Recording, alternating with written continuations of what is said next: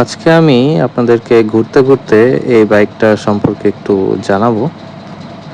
কারণ এই বাইকটা সম্পর্কে অনেকেরই একটু জানার আগ্রহ আছে। বিশেষ করে এই বাইকটা নিয়ে অনেকেরই মতের অমিল আছে যে বাইকটা আসলে খারাপ, আবার অনেকে বলে বাইকটা আসলে ভালো। তো দেখেই বুঝতে পারছেন আমার বাইকটা হলো হিরো এক্সট্রিম 125R। তো আমি এই বাইকটা কিনছি অলমোস্ট 3 মান্থ, বেশি দিন হয় নাই, তবে ভালোই চালাইছি।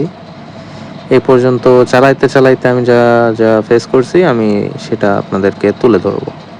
আর সবাই যে কোয়েশ্চেনগুলো করে আমি সেগুলোর অ্যান্সার করার ট্রাই করব নিজের এক্সপিরিয়েন্স থেকে। তো অনেকে বলে ভাই যে গাড়িটা বারবার বন্ধ হয়ে যায়। বিষয়টা হইলো যে আমি কেনা অবধি বাইকটা বন্ধ হয় নাই, বন্ধ হওয়ার ওই ইস্যুটা নাই। এখন যখন এই বাইকটা আমি চালাই আর আমার ফ্রেন্ড যখন আমার এই বাইকটা চালায়, তখন একটু আমি দেখছি যে কি হয়েছে। আমার কাছে বাইক কোনো সময় বন্ধ হয় না, বাট আমার ফ্রেন্ড যখন নিছে ওর কাছে অনেকবার বন্ধ হয়েছে। তো বিষয়টা আসলে কে কিভাবে রাইড করতেছে এর উপরেও একটু ডিপেন্ড করে, ঠিক আছে।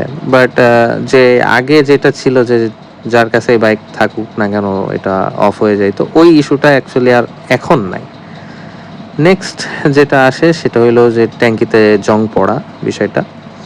এখন আমার 3 মাস হয়ে গেছে আর এটাই জং পড়ে নাই। আমি দেখছি, চেক টেক করছি যে জং টং আসছে কিনা, তবে না আসে নাই। আর গরু আর কি বলবো, গ্রামের রাস্তায় এরকমই হয়। তো যাই হোক, ট্যাঙ্কিতে যদি আপনি তেল ভালো পরিমাণে রাখেন, এটা আরও চান্স আছে যে আপনার জং পড়বে না, বেটার।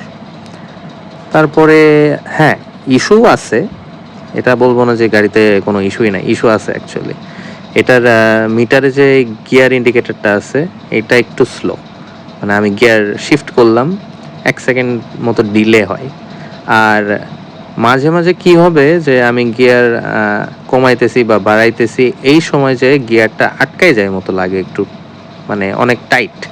তো এটারও একটা সলভ আছে অ্যাকচুয়ালি, যে ক্লাসটা একটু ধরে ক্লাস ধরেই তো গিয়ারটা বদলানো হয়, বাট আটকায় যায় যখন, তখন হালকা করে একটু ক্লাসটা ছেড়ে আবার ধরলে তখন আবার ঠিক হয়ে যায়। আর তেমন কোনো ইস্যু আসলে আমি পাই নাই, মাইলেজও ভালো পাইতেছি। সো আজকে এই পর্যন্তই, আবার দেখা হবে।